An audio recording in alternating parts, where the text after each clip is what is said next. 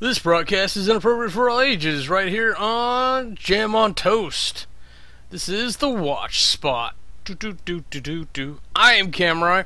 I'm here today to talk to you about TVs and stuff that we're watching, typically via the internet these days, because even if you didn't know, your cable is being delivered via internet, so that's what that is. I think a couple weeks back I had gone over a lot of the shows I was trying to play catch up, and like I said, I didn't want to go over everything, but I went over quite a bit, and I covered platforms like CBS. I talked about some of the ones I'm not on, like PlayStation, or Sony Net TV, whatever it's called now. It's got some different stuff going on. I talked quite a bit about Netflix, I believe, if I remember correctly. There are some minor ones out there like Sci-Fi and TNT and TBS and Amazon Prime. I know I talked about them. Oh, even the CW. But I want to say something. Oh, YouTube Red. Yeah, sorry, looking at my notes. Oh, Crunchyroll. I always forget about Crunchyroll. But I want to say something, because almost every one of those fuckers was on break for like the past 2 weeks, and it's frustrating as shit to be used to watching things and have weekly shows go by and just be like, nothing, Christmas special. I put the Gwen Stefani Christmas special on my watch list just because my brain likes her. I think she was like one of my early crushes back when I was in high school, so she'll always have that spot. And she's gorgeous. But and I like her singing. Like, let's not forget that part of it.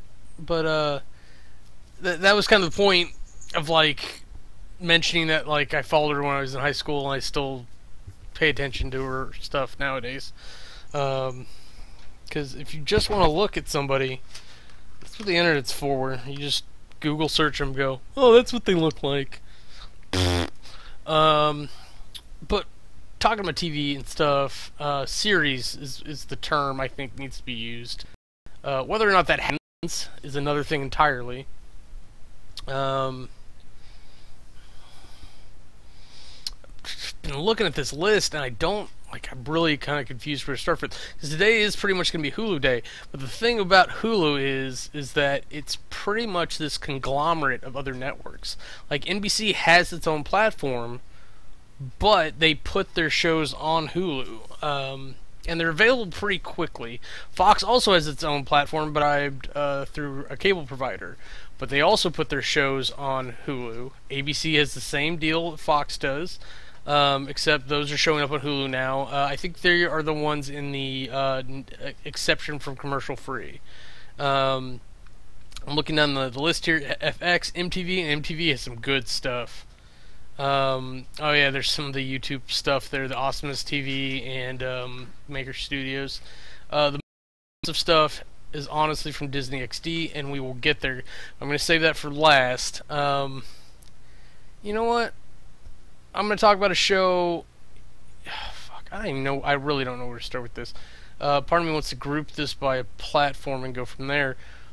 But like, you just find weird stuff, and I've been going on here binging some things and trying to catch up with shows that I've been watching in the past and finding new shows. One of the new shows that I binged the first 2 seasons or so and started watching was The Mick. Really had no idea what it was other than the title. But I noticed that the maid lady, I've seen her in a couple other things, and she's actually pretty funny. I figured if she's in that, then it might have something to it. And then like I saw the kids, and like they all look familiar, but I have no idea where I would have seen them before. And I didn't bother to look it up on IMDb, so I'm really not going very well here. But essentially, some loser has to take care of her rich sister's kids, and they're spoiled and awful, and their parents are criminals and awful, and then Mick is poor and awful. So it's really a fun thing. It's really Abuela, the nanny, the housekeeper, I guess, is probably the best person in the entire show. And they really play fast and loose with that definition. Maybe Mick's loser, not boyfriend. maybe he's a good guy. They're redeemable. Chip and the daughter have their moments, but the youngest son really flies back and forth because he doesn't seem to have like this frame of morality yet, which is interesting. Whereas the other characters obviously have a frame of morality, and so you get to argue about whether or not that morality lines up with your morality, and the kid's just like, I like to think. No, don't do that. Don't do that. Let's see, was the Mick even on here? I went through this whole list last time, and Hulu kept thinking I was rewatching things. Okay, so there's that. You know what? I should probably find a way to make sure that I know that I talked about stuff. I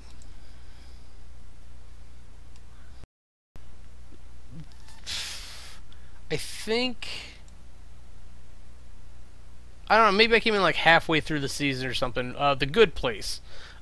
Kristen Bell. Fell in love with her back on Heroes. She was playing the daughter of this guy, and she was like a electrocuting psychopath. And they really played a lot with her character. Really showed her range of what she could do, and made me pay attention to some of her other roles, and I really like her on TV.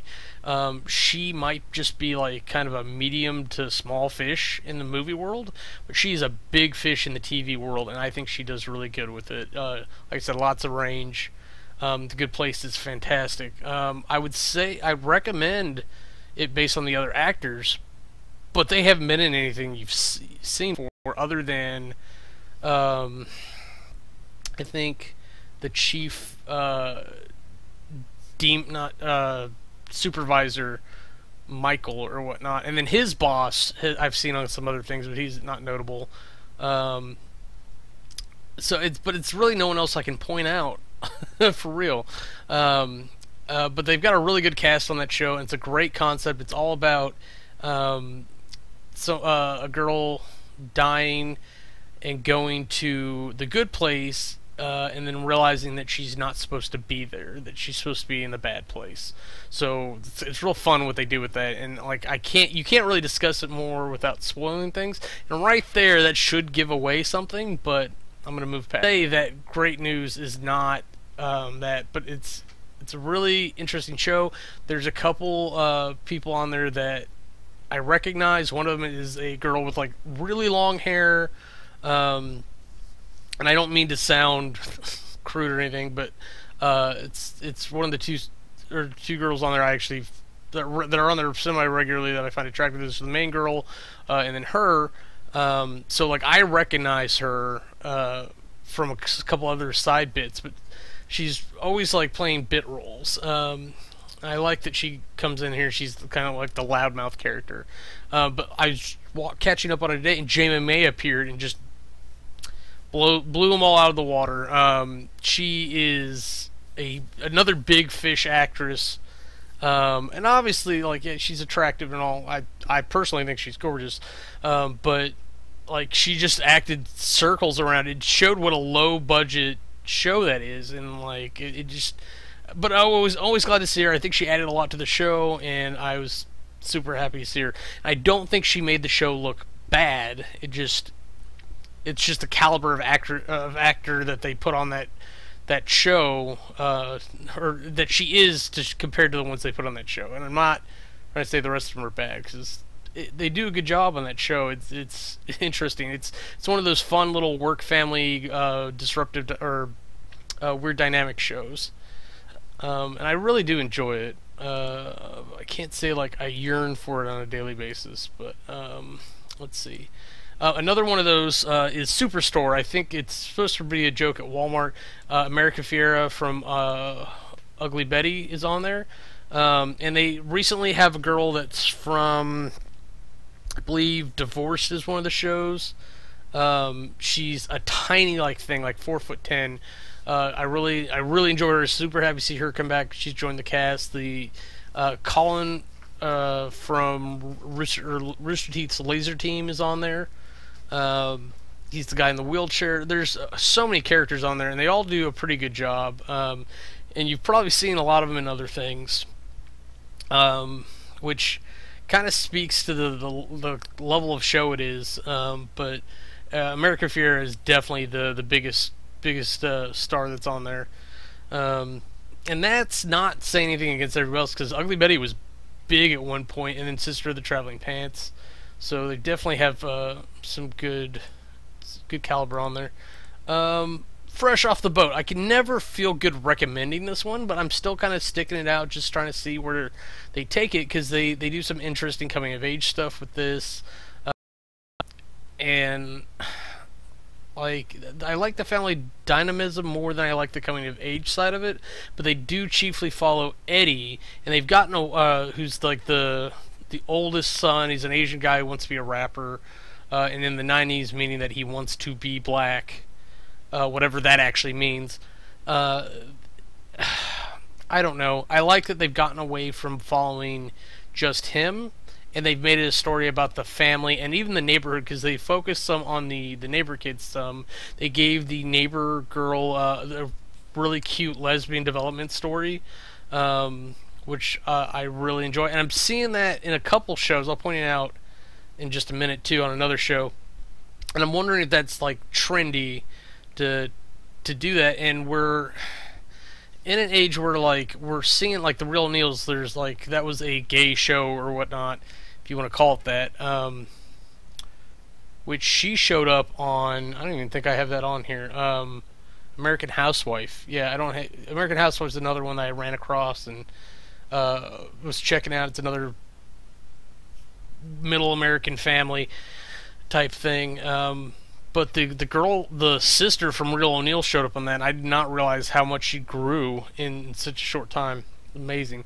But like I was saying, we're not seeing a lot of gay guy stuff catch on because America, but for whatever reason, the hotness of two women together seems to be more acceptable. And my personal theory on that is just the way of, like, sex goes, because apparently, like, penetration is scary. But girls don't do that, so that's what you think. So it's safe and cute. Whatever. Like, it's real relationships. It's good to see them showing things. What we're missing in the transparent thing was not the direction we want to go. Is we're missing some trans shows, and I'd like to see a couple of them pop out there, but we'll see what it is if that comes about. It would be interesting to see. I still want to see my end of the world, maybe even zombie survival show where it's a love triangle. It's a guy, a girl, and a trans woman. Of course, she's not going to have her injections forever, so there's going to be some major shifting going on there. But of course, it's going to be that the woman likes the trans woman, the trans woman likes this guy likes this woman. Like, that's the wrong time to pitch, but man, I really like that idea. But long story short, Fresh Off the Boat is cute. It's just not a great show. But I love finding these new shows. I get to talk about them and see what's going on. Bob's Burgers. It's kind of on hiatus right now.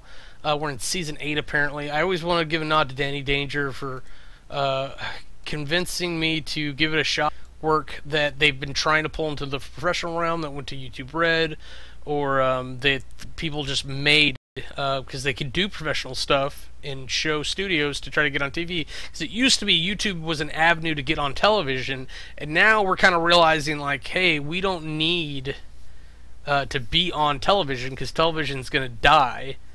And that's the fact of it, is that it's not going to be the best thing ever.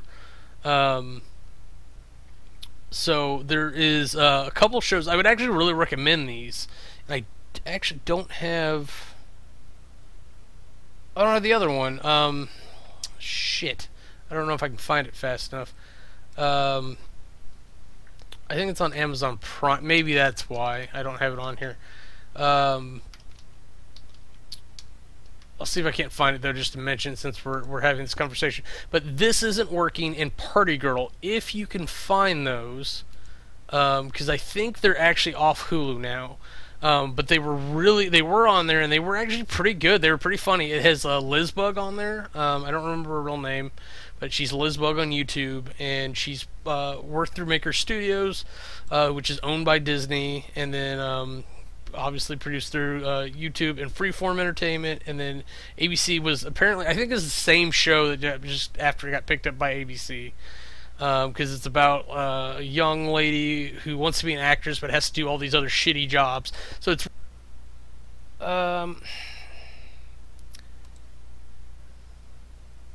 oh, here we are. Tagged was another one.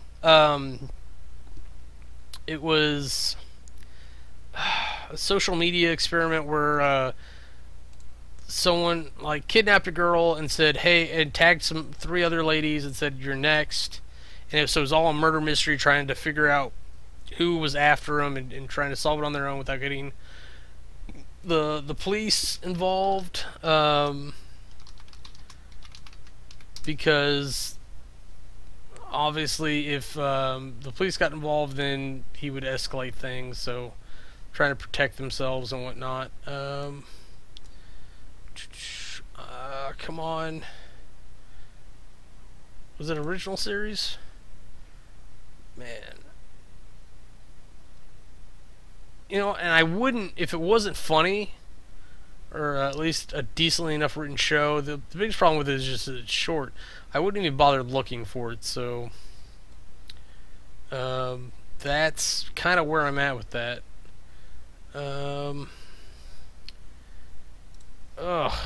Youth. Here we are, Fountain Youth. It's free if you have Amazon Prime. Kate Fontaine, 410 hot mess.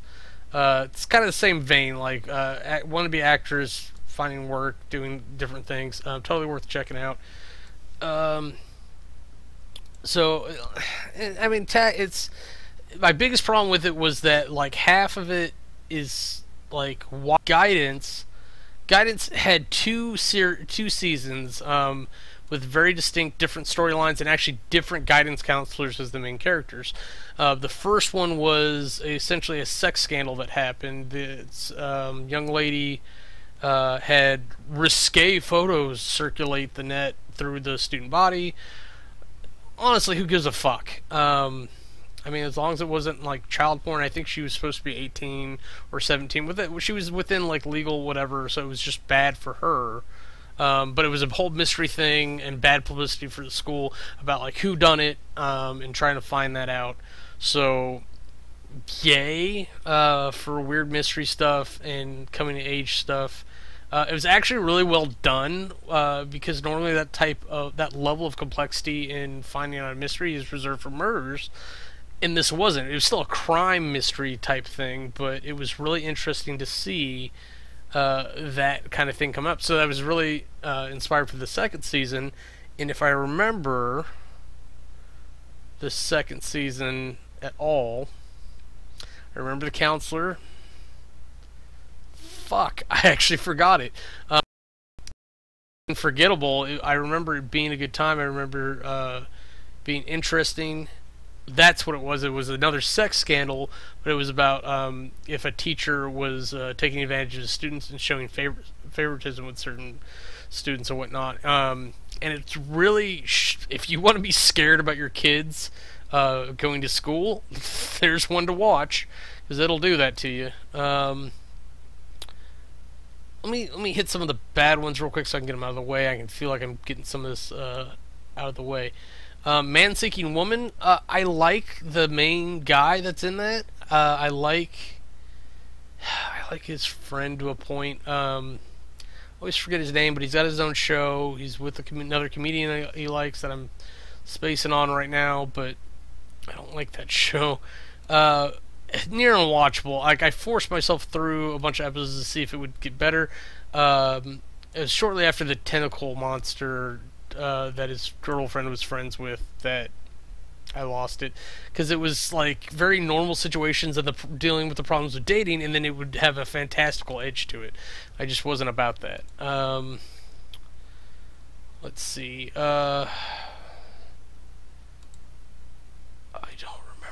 the show is that's fun. We'll go to the detour, road trip with the family, people who don't want to be there, dad manipulating things, type of trope to deal with work and job, and it really kind of blew up, super fantastical. I really liked it. It's definitely a good time. I can't say it was like award winning or particularly memorable. I'm trying to remember who the actors and actresses look like, but it was really real well written. I can't entirely say that the execution was fantastic, but it was definitely there. I think I knocked out No Ordinary Family. This was a while ago, so it's got Michael Chiklis. Essentially, it's The Incredibles as a live action TV series. It's essentially what it is. Mom's got super speed, dad's got super strength and durability, daughter's a mind reader, son has super brain, and so they're out there searching and fighting people. And like one of the early ones is like a telepath or a teleporter that they're dealing with. There's a flame guy that they're fighting, and the biggest problem was another telepath that they were going up against. And there's really great stuff. There's like how the villain was inducing powers into people, and then having them be addicted to drugs, and then he was trying to use that research to perfect himself. It was really cool to have that. And the interesting part, at least on Mom's side of it, is that she was a scientist, so there was a lot of non-super stuff going on to try to progress the storyline. Where honestly, Dad's character was a little weak. The only advantage he really had was being so big and strong, if you will. Once Upon a Time has definitely jumped the shark. We're in we reset the world. We're in a new storyline with young Swan, or whatever the boy's name was, Emma Swan's son, as the main character now, instead of Emma Swan as the savior that's going around. And there's definitely some cool new actors and actresses that they pulled in, but they're recycling all these old ones too, and I don't enjoy it. Maybe I'll go back and give it a shot again, but after all that shit with Pan, and then God, dealing with Gold as a villain again, they wore out their patience with me, as much as I liked the show in past and gave it the benefit of the doubt. There is a original Hulu original show called Freakish. I binged a couple seasons of that. I think it's just the first 2 seasons that are out. It's about like a high school centered on the end of the world type scenario, but it's localized to like this one town. So it's not a world event, but it's still world ending for that town, because it's really interesting to see these kids that are thrown into the scenario and like what they do, and like how they actually can step up and be heroes where they can, and the whole do you trust people, don't you trust people type thing. They really played really well with that. And the zombies were more of like 28 days later infected than zombies. So there's that.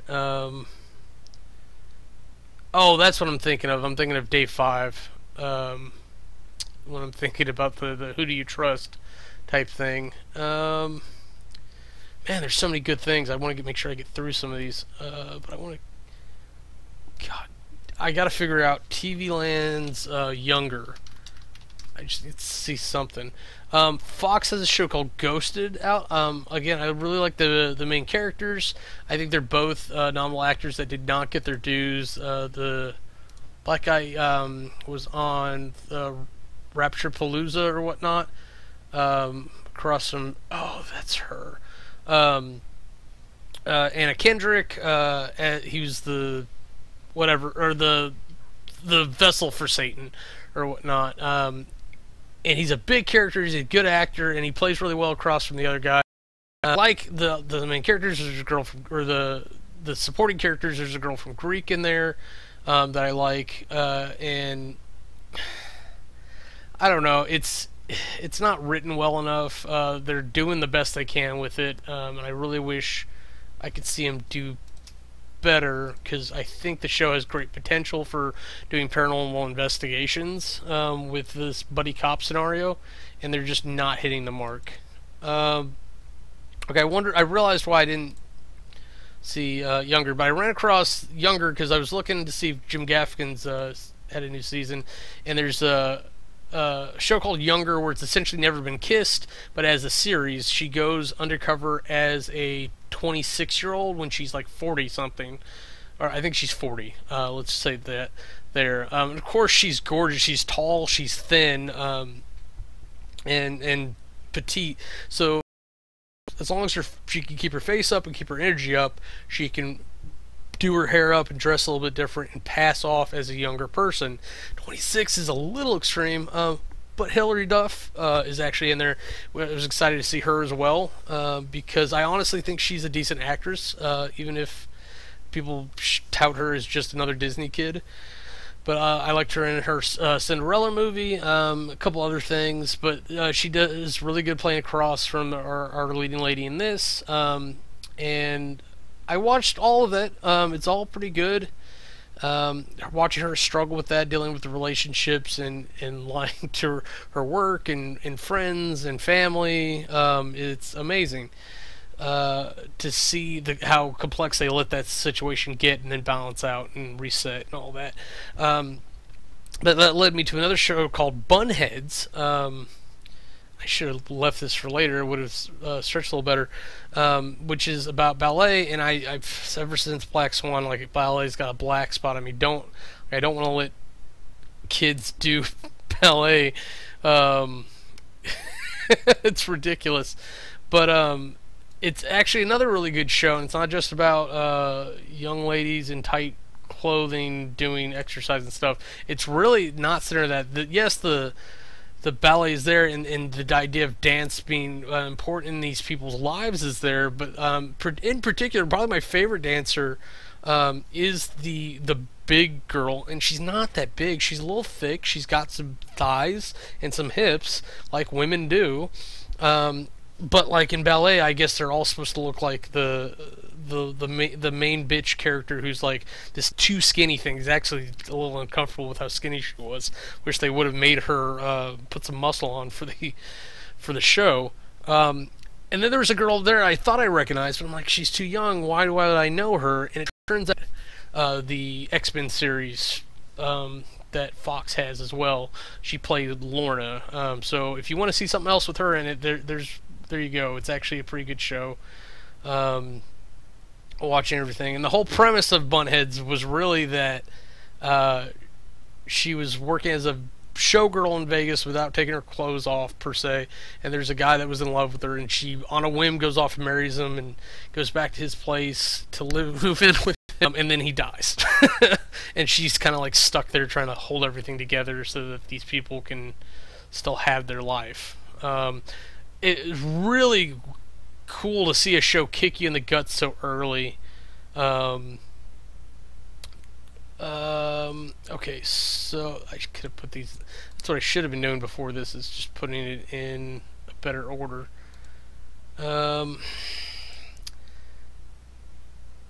Okay, so I did have American Housewife on here, and I did mention cute little whatever. Family Guy, of course, is still going. I don't know what to tell you. I actually rewatched all of Family Guy when on this break, because I lost my mind while I was not at work, and I was doing stuff, and I was like, I'll just put Family Guy on. Took a couple days, 24/7 as much as possible, but I got through it.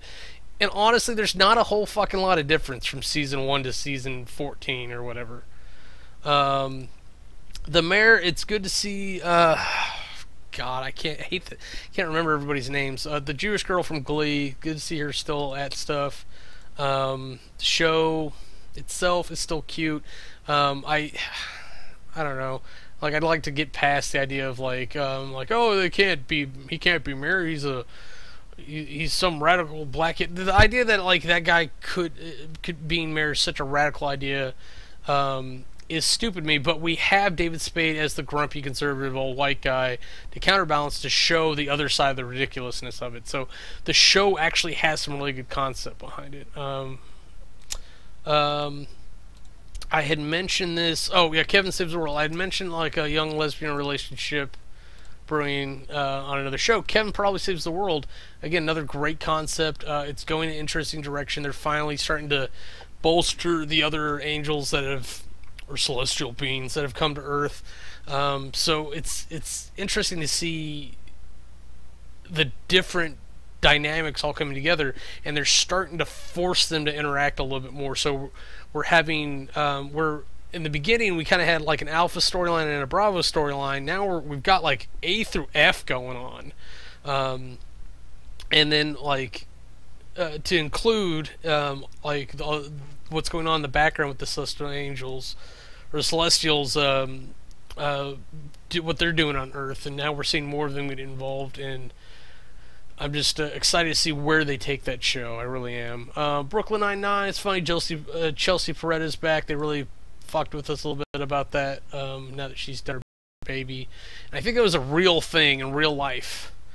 And that's okay and everything. I don't know. I'm not a huge fan of the show, but it is pretty good and it's pretty funny. And in particular, like I like Rosa.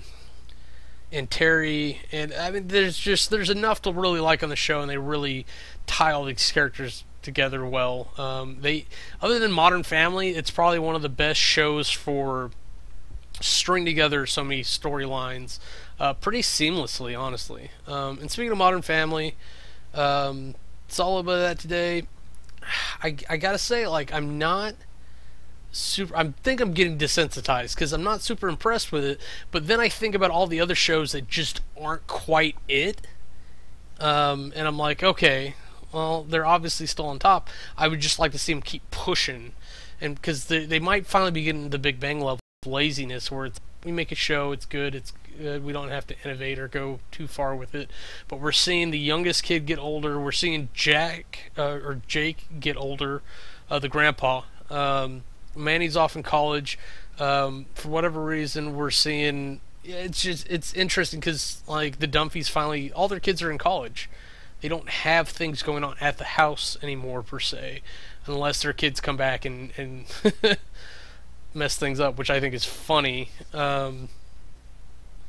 So it's good that they kept the timeline going. That was my problem with Family Guy. 14 years and Stewie's still like a 2-year-old.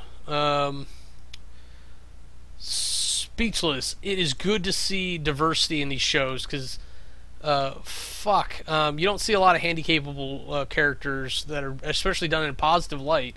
But they do a good job with JJ on this. They have other handy-capable characters pop in and out to know that they're part of a community. It's really interesting to see them do that. They do a good job. They keep the other characters interesting. Let's see. Okay. Let me cover the MTV shows real quick. Awkward and Faking It. Faking It. Speaking of young teenage lesbianism and it being catchy. So realizing that that's a trend or whatnot at the school that they're at, because I think they're supposed to be in an Austin school where everybody's like super hipstery. So these two best friends get mistaken for lesbians because they're nobodies until this happens, and so they get pushed into outing themselves inadvertently, and as a ploy for popularity, they go through with it, and it turns out that one of the girls might actually be in love with the other girl, but she's trying to push through and identify herself without the other person. And so you've got this fun coming of age story. You've got teen romance. You've on like straight and not straight and whatever. And you've got that gay identity type thing going on. There's lots and lots of good stuff, and it's all really well written. MTV does not hurt or obviously pays their writers really well because they come up with good stuff. The other one that I stuck with, or that was a little bit longer, was Awkward. It was a very much coming-of-age story where something not similar happened, but in that same sort of things are happening. And I thought it was a really good story. I like going back to the whole type of thing for adventure, whatnot, because honestly, that's where adventure is in the real world. Is like, oh, what's this first new thing that's coming up? And when you're in that coming of age thing, you always have it. Whereas you go to adults and they have to like travel the world or climb a mountain or some stupid shit I don't want to do. I am trying to keep this going here. Fox had a show called The Loop. It was about the youngest executive or whatnot. I remember it being a pretty decent show. The big guy Herschel or Hershey from Lost was on there as a janitor. That was actually pretty helpful at times. But the show, I remember the show being pretty funny. It kind of went a weird direction here and there. But I ended up finding a couple other shows from it as well. I gotta look up what package deal was. If I remember right, it was about three brothers. Yep, that's what it was. So it's essentially about. I'm gonna be just objective here. About a very attractive kind of hipster lady getting together with the other guy who had two shitty brothers in opposite directions.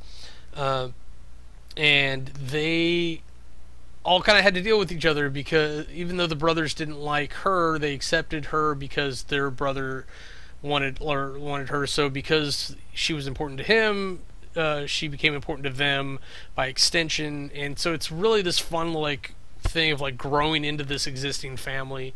And I love the dysfunctional family dynamic, as I've mentioned before. It was actually a really good one for that.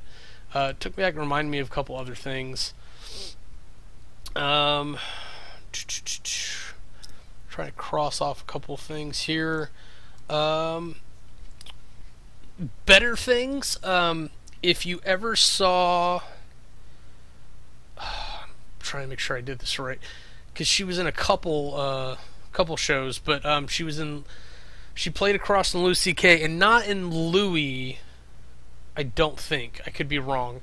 But in his original show, like Kill Me Louie or something, or Louie Louie, it was something like that. She played his wife, and that they did not get along well at all. But she's a little bitty thing, and then she had a very big attitude. She was in this show called Better Things, and for the life of me, I'm having trouble remembering what it was, but I know she is about her and being older and dating.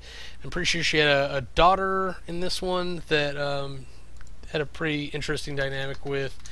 It was, I want to say it's very much about her hating her mom, and her mom was being an actor. God, man. But that led me to another show I think that she's in called Unreal, which was about a TV show. Yeah, definitely about her daughter hating her. So I'm just flipping. So she had a couple daughters. That's what it was. So it's about balancing work and family as a single mom type thing. And then Unreal was very much all about the drama of making a reality TV show and producing the chaos that goes into it. Amazing, honestly. Such a good job. It felt bad for enjoying it. Like that's how much it was. And like you watch that show and you realize like, oh god, it's awful. Everything's awful. Okay, so just some really good shows and pretty much just down to the middle.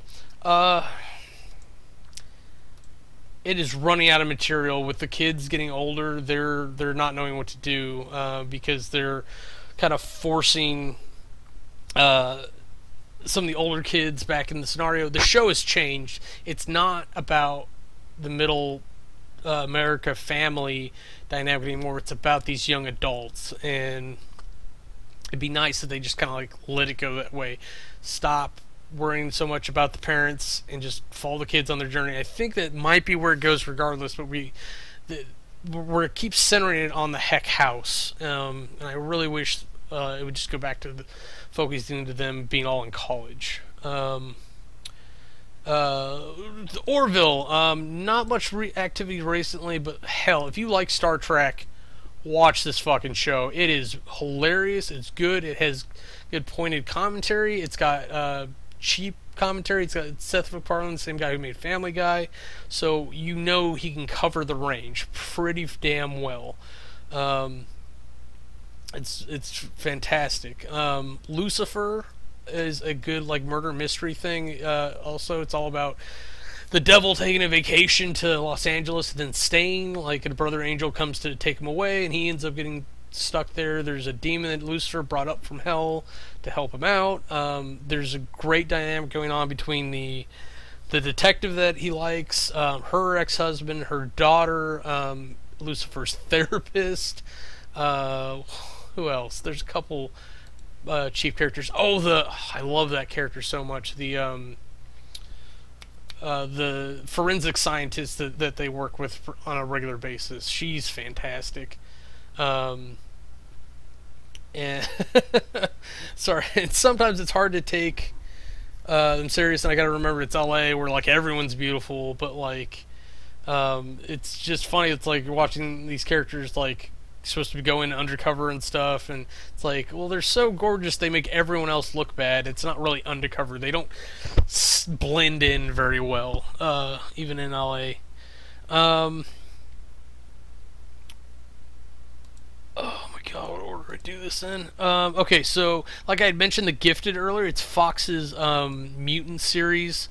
It's not necessarily about the X-Men, but it's a lot of X-Men related characters. Lorna, who is one of Magneto's daughters, thought to be, she has like some relatively similar magnetic powers, and I can't, Polaris, I think that's her name. But honestly, like the big character that's there, I mean, Lorna's there. There's a couple of the guys, and then there's a teleporter, or she makes portals. Those just seem to be the big characters, and then the couple kids. And if you ever watch Dollhouse, Whiskey is on there, and I love Whiskey. It's the only time you hear me say that, or only constantly you hear me say that. And the guy from True Blood's on there as the dad. So there's a lot of people to go look for. The Hellfire Club's involved. So if you are into the lore of it, there's that. Oh, I forgot about The Last Man on Earth. Fairly funny. They really go over all the range. It's like I would say, like you couldn't write like a group of idiots that got left over at the end of the world, but someone did, and that's what you're watching. It's actually pretty good if you can stand the actors.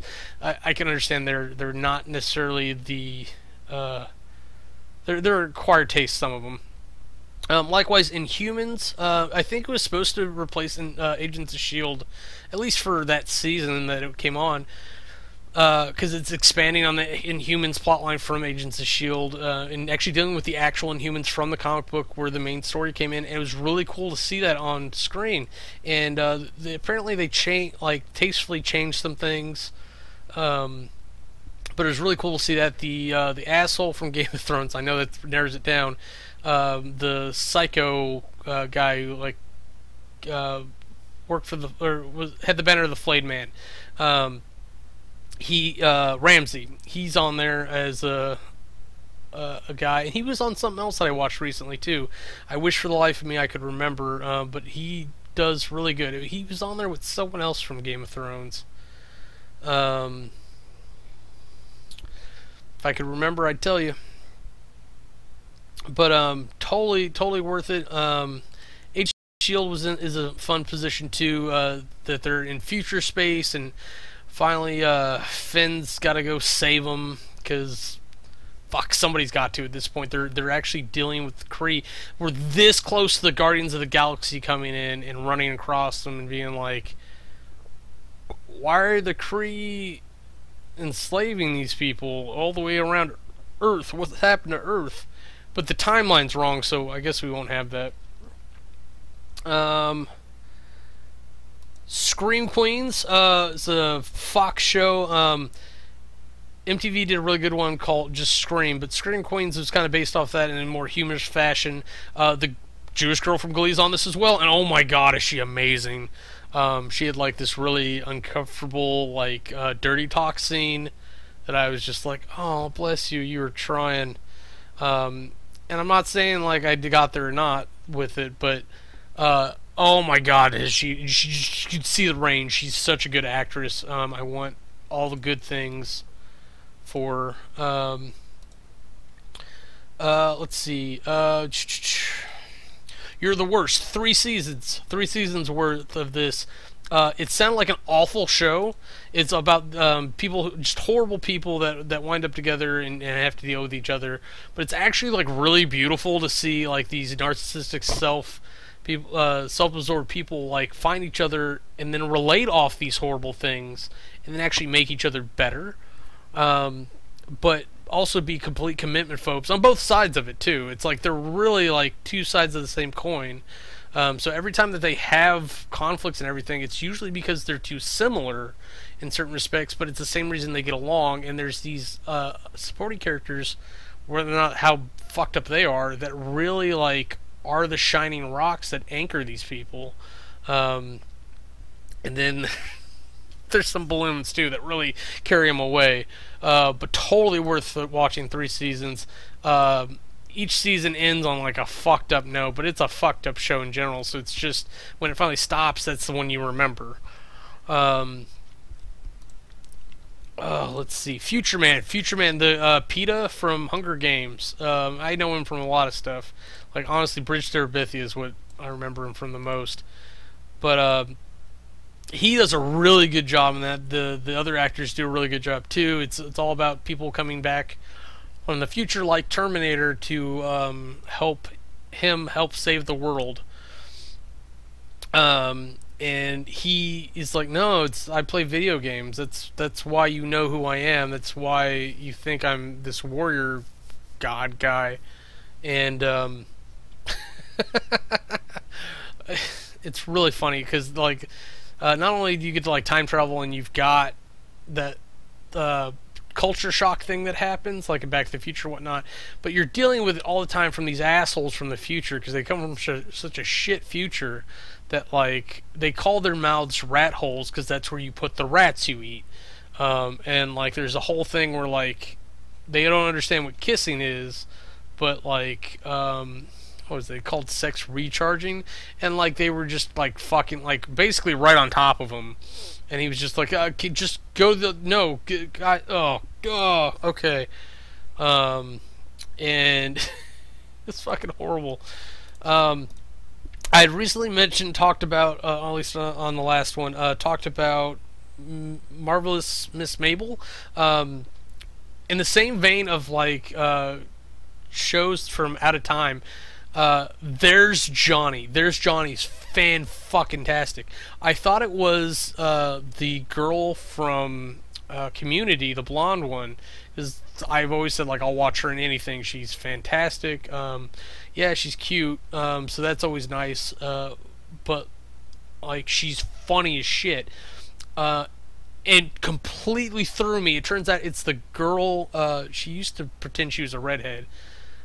She's from a little series about this Stepford Wives place, and then she was in not the Exorcist, like some scary movie where she was possessed, and I think that's where she started going blonde properly. And I did not see her there. I thought it was the other girl because she stepped up her game so much. She's so funny, such a good actress. She's a strong woman character. She really fucks with the main character a little bit, but it's following this idiot guy who writes Johnny Carson and accidentally gets put on the show as a showrunner, which is a gopher guy. I don't even know if they do that much anymore. And they literally like just luckiest fuck in the world. But they cover a lot of gay issues for this is back in like the 60s, 70s maybe. Where like it wasn't accepted, like but it was a big thing because obviously like leading up to 80s where like AIDS was rampant. It's not funny, but it's just to present it that way is weird. But my God, and I don't even know the studio who's behind it because it wasn't like a big network. It was just a little project that they put together, but it's fucking dynamo. I think it was Comedy Dynamics and CISO were the two companies I did find that were involved in that one. And again, fantastic, and it's almost it actually is worth looking her up if I can. I'm just running out of time because I got about 5 minutes to wrap up. I'm going to talk about 2 shows that I really enjoy. There's Johnny, Ian Nielsen, David Hoffman, and that kind of pisses me off that she didn't get front billing. Jane Levy, and God help me if I can remember what the fuck else she's in. Suburgatory is the TV show I was thinking of. She was in Don't Breathe, if that helps you out. And the movie that I was talking about, was it Evil Dead? I think it was Evil Dead, which doesn't make sense because Suburgatory probably finished up after that. I should probably check in on that. And it's not even the latest stuff she did. Whatever Castle Rock is probably the latest TV she did. But Runaways. I completely forgot about Runaways. Runaways is a Marvel comic based thing that they're not even mutants. It's a lot of like discovered powers and science experiments and genetic inheritance. But not necessarily mutant stuff going on. But they're teenagers that decided to run away from their parents, even if it's just long enough to fight them on an issue. And that's where the series left off here, is they're really ready to face off against their parents, like literally. And it's a great show. I play it right alongside Gifted. I got excited a couple times, looking forward to it. It'd be a great one to binge, I'll tell you right. If you just wait for it to end and watch it all in one go, it'll take the bad parts out of it, because the bad parts are waiting for things. Gravity Falls, I'm going to make this quick. But Gravity Falls is so good that I've actually binged it twice. I binged it the first time I saw it because I was like, this is amazing. Why didn't I watch this sooner? And like so many people had told me to watch it. I was just like, it's some Disney cartoon, whatever. Fantastic, like Rick and Morty levels of good.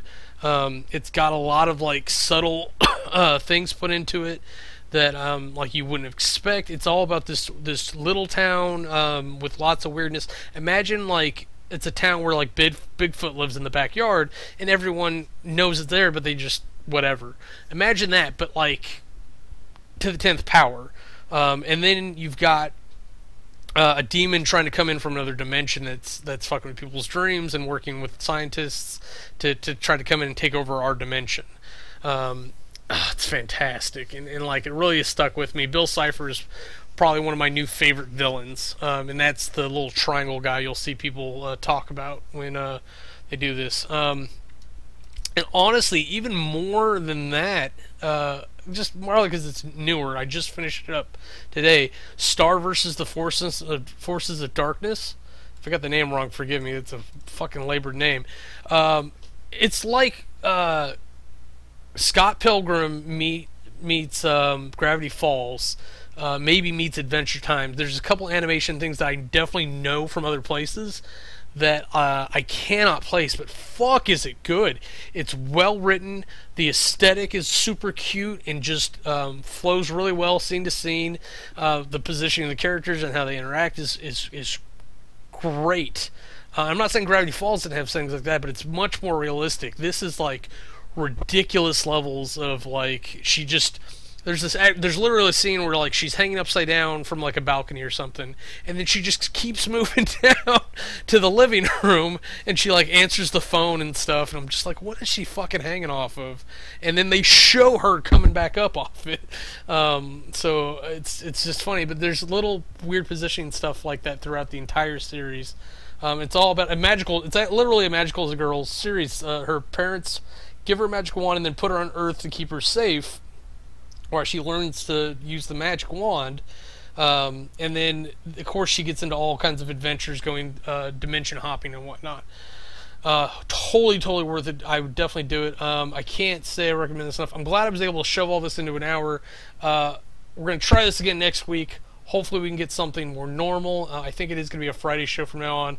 But until you see me next time, I am Kamurai, and that's not how we do this. Have a nice day. If you want to see anything else we're up to, you go to click the annotations. They'll take you to our other channels. Thanks.